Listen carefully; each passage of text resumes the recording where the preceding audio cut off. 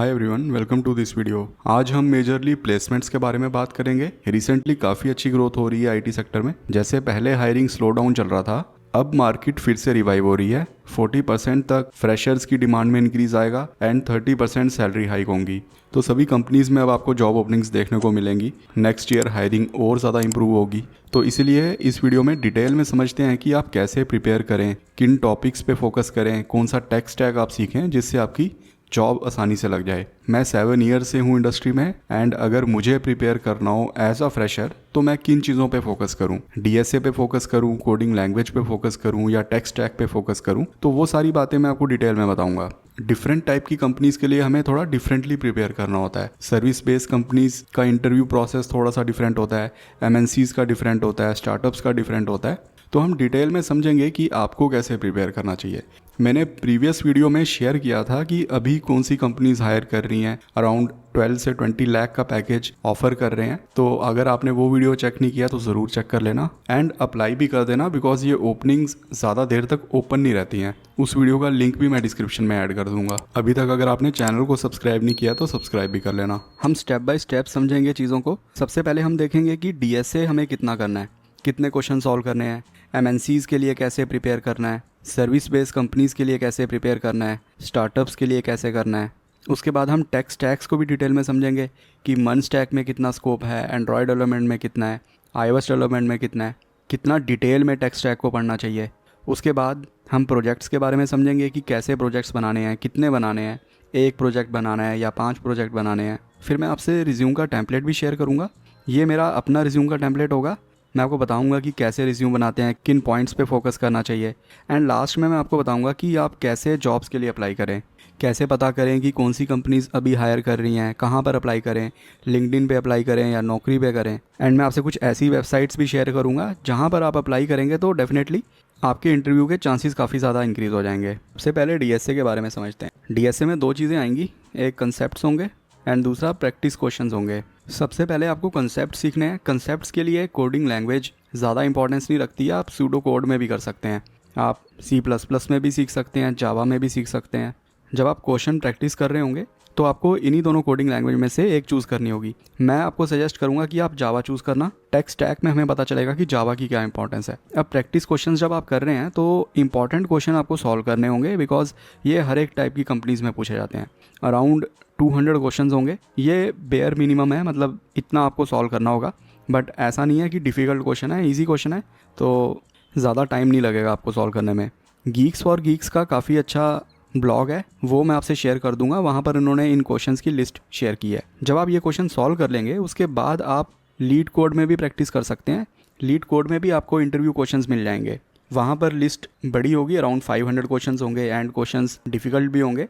तो जब आप इंपॉर्टेंट क्वेश्चन सॉल्व कर लेंगे उसके बाद आप लीड कोड में जाना। मैंने डिटेल में वीडियो बनाई है, उसमें मैंने डीएसए का रोड मैप भी शेयर किया है, लीड कोड के क्वेश्चन शेयर किए हैं, गीक्स फॉर गीक्स के क्वेश्चन शेयर किए हैं।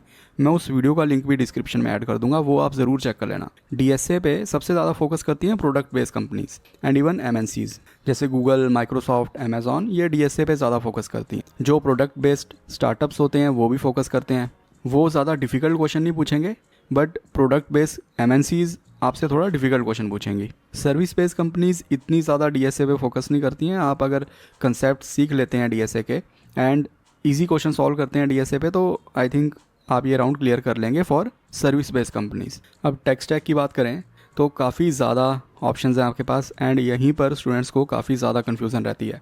पहला है मन स्टैक। अब मन स्टैक के साथ काफ़ी सिमिलर स्टैक्स हैं, जैसे जावा फुल स्टैक है, फिर पाइथन फुल स्टैक है। कुछ स्टूडेंट्स गोलैंग में भी कंफ्यूज होते हैं कि जावा पाइथन की जगह गोलैंग कर लें। तो ये सारे फुल स्टैक्स हैं। मन स्टैक ईजी है सीखने में। अगर आप फ्रेशर हैं या कोडिंग बैकग्राउंड से नहीं है तो मन स्टैक ईजी रहेगा आपके लिए। इसमें आपको एक ही कोडिंग लैंग्वेज सीखनी है, जावास्क्रिप्ट। उसी में आप फ्रंट एंड करेंगे एंड जावास्क्रिप्ट में ही आप बैक एंड करेंगे। सबसे ज़्यादा जॉब ओपनिंग्स भी मन स्टैक में आपको मिलेंगी। मन स्टैक में स्टार्टअप्स हायर करते हैं, मिड साइज़ कंपनीज हायर करती हैं एंड एमएनसीज में फ्रंट एंड यूज़ होता है मन स्टैक का। प्रोडक्ट बेस्ड कंपनीज भी रिएक्ट यूज़ करती हैं तो वहाँ पर आपको फ्रंट एंड में हेल्प हो जाएगी। बट यहाँ पे सैचुरेशन भी काफ़ी ज़्यादा है। अराउंड 1 ओपनिंग के लिए 1000 स्टूडेंट्स अप्लाई करते हैं, इसीलिए कंपटीशन ज़्यादा है। आपको ज़्यादा प्रिपेयर करना होगा। इंटरव्यू में शॉर्टलिस्ट होने के चांसेस कम होते हैं, इवन क्लियर करने के चांसेस भी कम होते हैं। तो इसीलिए स्टूडेंट सोचते हैं कि जावा कर लें या पाइथन कर लें। तो देखो जावा यूज़ होती है एमएनसीज़ में, प्रोडक्ट बेस्ड कंपनीज़ भी जावा प्रेफर करती हैं अगर उनका प्रोडक्ट बड़ा है, ज़्यादा क्लाइंट्स हैं, ज़्यादा इम्पैक्ट है सर्विस का, तो इसीलिए वो जावा चूज़ करते हैं बिकॉज जावा स्टेबल लैंग्वेज होती है, फास्ट होती है, परफॉर्मेंस भी अच्छी होती है। तो आप जावा के साथ भी फुल स्टैक सीख सकते हैं, बट ये थोड़ा सा डिफिकल्ट होगा बिकॉज आपको जावा भी सीखनी होगी एंड जावास्क्रिप्ट भी सीखनी होगी। जावास्क्रिप्ट पे आप फ्रंट एंड करेंगे, बैक एंड आप करेंगे जावा पे। इसलिए मैं आपको कह रहा था डीएसए में आप जावा चूज़ कर लेना, बिकॉज अगर आप जावा में फुल स्टैक सीखते हो तो आपको जावा पहले से आती होगी, बस आपको बैक एंड स्टैक सीखना होगा। जावा सीखने में थोड़ी सी डिफ़िकल्ट लग सकती है बिकॉज ये स्टेटिकली टाइप्ड है, कंपाइल टाइम लैंग्वेज है, थोड़ा सा बिल्ड होने में भी स्लो होगी and pure object oriented programming language है। आपको मेथड्स बनाने के लिए भी क्लास बनानी होगी। मेरे चैनल पे जावा का आपको कोर्स मिल जाएगा, मैं उसका लिंक डिस्क्रिप्शन में ऐड कर दूंगा। मैंने काफ़ी आसान तरीके से आपको समझाया है, आप वो भी ज़रूर चेक कर लेना। आप पाइथन में भी फुल स्टैक डेवलपमेंट कर सकते हो। पाइथन बिग एमएनसीज यूज़ नहीं करती ज़्यादा, वो जावा को प्रेफर करती हैं, बट पाइथन स्टार्टअप्स में यूज़ होता है एंड कुछ मिड साइज़ कंपनीज़ भी पाइथन को यूज़ करती हैं। तो पाइथन में आप बैक एंड करोगे एंड फ्रंट एंड आप जावास्क्रिप्ट में ही करोगे। यहाँ पर भी आपको 2 कोडिंग लैंग्वेज सीखनी होगी, बट पाइथन सीखने में ईजी है कंपेयर टू जावा। पाइथन अगर आपको आती होगी तो बाद में आपको एआई के फ्रेमवर्क सीखने में भी आसानी रहेगी, तो वो एक बेनिफिट हो सकता है। मतलब पाइथन आपको थोड़ी फ्यूचरिस्टिक लग सकती है। आप गोलैंग में भी जा सकते हो। एज अ फ्रेशर मैं आपको सजेस्ट नहीं करूँगा गोलैंग के लिए बिकॉज ज़्यादा कंपनी यूज़ नहीं कर रही गोलैंग, बट जैसे मैंने प्रीवियस वीडियोज़ में भी बताया, with 3 to 4 year of experience आपको मल्टीपल कोडिंग लैंग्वेज सीखनी पड़ती हैं। एक कोडिंग लैंग्वेज पे आप डिपेंड नहीं हो सकते हो। तो अगर आप बैकएंड डेवलपमेंट कर रहे हो तो उस टाइम पे आप गोलैंग सीख लेना, पाइथन सीख लेना एंड जावा सीख लेना। फुल स्टैक के बाद आता है मोबाइल डेवलपमेंट। जैसे मैंने आपको कहा था मन स्टैक में सैचुरेशन है, कंपटीशन ज़्यादा है, तो आप मोबाइल डेवलपमेंट भी चूज़ कर सकते हो। मोबाइल डेवलपमेंट में आपके पास मल्टीपल ऑप्शंस हैं। आप एंड्रॉयड डेवलपमेंट सीख सकते हो, आप iOS डेवलपमेंट सीख सकते हो, या आप हाइब्रिड फ्रेमवर्क सीख सकते हो। हाइब्रिड में भी आपके पास मल्टीपल ऑप्शंस हैं। आप रिएक्ट नेटिव सीख सकते हो या फिर आप फ्लटर सीख सकते हो। आपको बस एक चीज़ समझनी है कि मोबाइल डेवलपमेंट एक नीश डोमेन है, ज़्यादा लोग चूज़ नहीं करते हैं, इसीलिए कंपटीशन कम होता है। जॉब ओपनिंग्स कम है फुल स्टैक डेवलपमेंट के कंपैरिजन में, बट कंपटीशन भी कम है। तो इसीलिए जब भी जॉब ओपनिंग होगी तो अगर आपके पास अच्छा एक्सपीरियंस होगा, आपको अच्छे से कंसेप्ट्स आते होंगे, तो आप इंटरव्यू में भी शॉर्ट लिस्ट हो जाएंगे एंड इंटरव्यू क्रैक भी कर लेंगे। सबसे कम कंपटीशन है iOS डेवलपमेंट में, बिकॉज iOS के लिए आपको मैकबुक भी चाहिए एंड मैकबुक कॉस्टली होती हैं, ज़्यादा स्टूडेंट्स के पास नहीं होती, इसलिए ज़्यादा स्टूडेंट iOS डेवलपमेंट नहीं सीख पाते। इवन आपको एंड्रॉयड डेवलपमेंट सीखने के लिए भी एक अच्छा कॉन्फ़िग वाला लैपटॉप चाहिए होगा। मैंने जैसे प्रीवियस वीडियोज़ में बताया था कि around 4.5 GB Android ecosystem RAM use करता है। तो आप समझ रहे हो कि अगर 8 GB रैम है टोटल कंप्यूटर में, तो आधी से ज़्यादा रैम तो एंड्रॉयड इकोसिस्टम यूज़ कर रहा है। इसलिए आपको थोड़ा अच्छा कॉन्फ़िग का लैपटॉप चाहिए होगा। आप रिएक्ट नेटिव फ्लटर भी सीख सकते हो, ये स्टार्टअप्स में ज़्यादा यूज़ होता है। इवन अगर आप फ्रीलांसिंग के वर्क में इंटरेस्टेड हो तो वहाँ पर भी आपको हाइब्रिड फ्रेमवर्क की हेल्प हो जाएगी। मैंने प्रीवियस वीडियोस में डिटेल में रोड मैप शेयर किया है, सैलरी शेयर किया है, इवन सैम्पल प्रोजेक्ट्स भी शेयर किए हैं। वो वीडियो आप ज़रूर चेक कर लेना, उससे आपको एक अच्छा आइडिया लग जाएगा मोबाइल डेवलपमेंट का। इसके बाद स्टूडेंट डेटा एनालिसिस में भी इंटरेस्टेड होते हैं। यहाँ पर आपको ज़्यादा कोडिंग नहीं करनी होगी, आप पाइथन सीख सकते हो एंड आपको बेसिक टूल सीखने होंगे। जैसे आपको एक्सेल अच्छे से आना चाहिए, SQL के बारे में नॉलेज होनी चाहिए, पावर BI के बारे में पता होना चाहिए। तो बेसिक टूल्स आपने सीखने हैं। इस स्टैक में आपको कोडिंग कम होगी। अगर आप नॉन IT बैकग्राउंड से हो तो आप ये डोमेन भी चूज़ कर सकते हो, बट यहाँ पर आपकी ग्रोथ थोड़ी सी कम होगी। मैं आपको एक एग्जांपल से बताता हूँ। मेरा एक फ्रेंड है, उसके पास 7 ईयर्स का एक्सपीरियंस है, वो एज अ डेटा एनालिस्ट ही काम कर रहा है, तो उसका पैकेज है 30 लाख का। एंड मेरे कुछ और भी फ्रेंड्स हैं जिनका सेम 7 ईयर्स का ही एक्सपीरियंस है एंड वो हैं बैक एंड डेवलपमेंट में, और उनका पैकेज है 70 लाख का। तो आप देख रहे हो मोर देन डबल पैकेज है बैक एंड डेवलपमेंट में। तो यहाँ पर ग्रोथ थोड़ी सी कम होती है।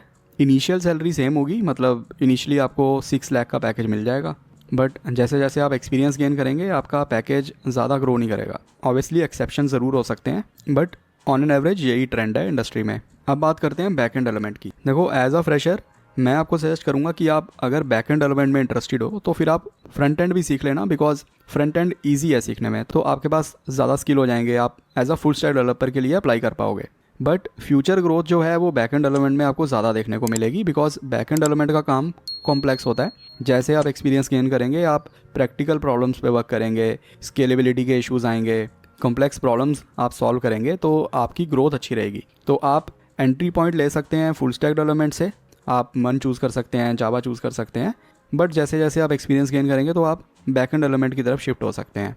मैंने डिटेल में वीडियो बनाई है मनस्टैक वर्सेस जावा की, एंड इवन मैंने डिटेल में जावा का रोड मैप भी शेयर किया है फॉर बैकएंड डेवलपमेंट, तो उन वीडियोस का लिंक भी मैं डिस्क्रिप्शन में ऐड कर दूंगा, उससे आपको काफ़ी अच्छा आइडिया लग जाएगा। कुछ और डोमेन्स भी हैं जैसे DevOps, SRE, UI UX, testing, data scientist, AI ML engineers. तो एज अ फ्रेशर ज़्यादा लोग यहाँ पर अप्लाई नहीं करते हैं बिकॉज कुछ चीज़ें कॉम्प्लेक्स होती हैं यहाँ पर, तो विद एक्सपीरियंस वो ये स्किल्स गेन करते हैं। अगर आप इन डोमेन्स में इंटरेस्टेड हो तो ज़रूर कमेंट करना, मैं इसके रिलेटेड भी वीडियो बनाऊंगा। अब बात करते हैं सैम्पल प्रोजेक्ट्स की। सैम्पल प्रोजेक्ट में आपको सबसे ज़्यादा ध्यान रखना है कि आप किन एपीआईज़ का यूज़ कर रहे हैं, किस आर्किटेक्चर का यूज़ कर रहे हैं, किस फ्रेमवर्क का यूज़ कर रहे हैं। इसे एग्जांपल से समझें। लेट्स से अगर आप एंड्रॉयड डेवलपमेंट चूज़ करते हैं तो एंड्रॉयड डेवलपमेंट में आपको MVVM आर्किटेक्चर यूज़ करना होगा, डिपेंडेंसी इंजेक्शन के लिए आपको डैगर चूज़ करना होगा, जेटपैक कंपोज आप यूज़ करेंगे UI के लिए। तो आइडिया ये है कि जो इंडस्ट्री में अभी यूज़ हो रहा है आपको उन्हीं की हेल्प से प्रोजेक्ट बनाने हैं। किसी भी आउटडेटेड टेक्नोलॉजी का या फिर आउटडेटेड फ्रेमवर्क की हेल्प से आपको प्रोजेक्ट नहीं बनाना है। जैसे एंड्रॉयड में अब जावा डेप्रिकेट हो गई है तो आपको जावा यूज़ नहीं करनी है, तो आपको इन चीज़ों का ध्यान रखना है। इवन अभी रिएक्टिव प्रोग्रामिंग में काफ़ी ज़्यादा इंटरेस्ट है, ऑलमोस्ट सभी कंपनीज़ में रिएक्टिव प्रोग्रामिंग का यूज़ होता है। तो आपको ट्राई करना है कि जो भी आप ऐप बना रहे हैं उसमें आप रियल टाइम डेटा को प्रोसेस कर पाएँ, उससे आपका रिज्यूम क्विकली शॉर्टलिस्ट हो जाएगा। कंपनीज़ के लिए काफ़ी ईजी हो जाएगा क्योंकि जिन टेक्नोलॉजीज़ पे कंपनी काम कर रही होंगी आपने भी उसी टेक्नोलॉजी पे प्रोजेक्ट बनाया है, तो कॉन्फिडेंस इंक्रीज़ हो जाएगा कि आप इंटरव्यू क्रैक कर लेंगे। अब बात करते हैं रिज्यूम की। रिज्यूम सबसे ज़्यादा इंपॉर्टेंट है एंड स्टूडेंट्स यहीं पर सबसे ज़्यादा गलती करते हैं। कुछ कॉमन मिस्टेक्स मैं आपको बताता हूँ, जैसे स्टूडेंट्स स्पेलिंग मिस्टेक करते हैं, ग्रामेटिकल मिस्टेक करते हैं, इवन टेक के रिलेटेड भी मिस्टेक करते हैं। जैसे फुल स्टैक लिखेंगे, उसके बाद बैकएंड इंजीनियर भी लिख देंगे, उसके बाद फ्रंट एंड भी लिख देंगे। तो इस तरीके से अगर आप रिज्यूम बनाते हैं तो कंपनी को लगता है कि अभी अच्छे से स्टैक आता नहीं है, इसलिए रिपीटेड चीज़ों को मेंशन किया है। उसके बाद स्टूडेंट्स प्रोजेक्ट्स के बारे में ज़्यादा नहीं मेंशन करते हैं, अच्छा टेम्पलेट यूज़ नहीं करते। तो मैंने डिटेल में रिज्यूम के बारे में बताया है, वहाँ पर मैंने अपना टेम्पलेट शेयर किया है, डिटेल में समझाया है कि किस तरीके से रिज्यूम लिखना चाहिए, कैसे सैम्पल प्रोजेक्ट्स को मेंशन करना है, कैसे टेक्नोलॉजीज़ को मेंशन करना है। तो उस वीडियो का लिंक भी मैं डिस्क्रिप्शन में ऐड कर दूंगा, वो वीडियो आप ज़रूर चेक कर लेना। अब बात करते हैं कि जॉब के लिए अप्लाई कैसे करना है। मल्टीपल वेबसाइट्स हैं, लिंक्डइन पे आप अप्लाई कर सकते हो, नौकरी पे कर सकते हो, और भी वेबसाइट्स हैं, बट ये तो सबको पता है, सभी कैंडिडेट्स यहीं पर अप्लाई करते हैं। आपको क्या करना है, आपको करियर पेज का यूज़ करना है, क्योंकि जो करियर पेज पे आपको ओपनिंग मिल रही है वो हो सकता है लिंक्डइन पे ना हो, नौकरी पे ना हो, तो आपको करियर पेज पे भी फोकस करना है। उसके बाद आपको नौकरी लिंक्डइन पे तो अप्लाई करना ही है। इंस्टा हायर एक काफ़ी अच्छी वेबसाइट है, उसका लिंक भी मैं डिस्क्रिप्शन में ऐड कर दूंगा, वहाँ पर भी आपको अप्लाई करना है।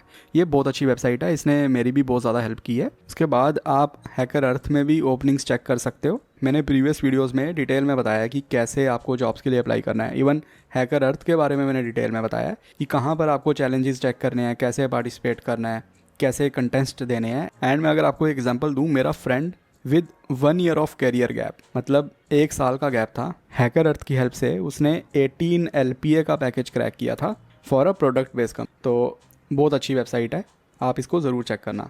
मैं वीडियो का लिंक भी शेयर कर दूंगा जहाँ पर मैंने बताया है कि कैसे आपको पार्टिसिपेट करना है, कैसे अप्लाई करना है, आप वो वीडियो भी ज़रूर चेक कर लेना। आई होप आपने इस वीडियो में कुछ नया सीखा होगा। अगर मैंने कुछ मिस कर दिया, आपके अगर कुछ डाउट हैं तो ज़रूर कमेंट करना। अभी तक अगर आपने चैनल को सब्सक्राइब नहीं किया तो सब्सक्राइब भी कर लेना।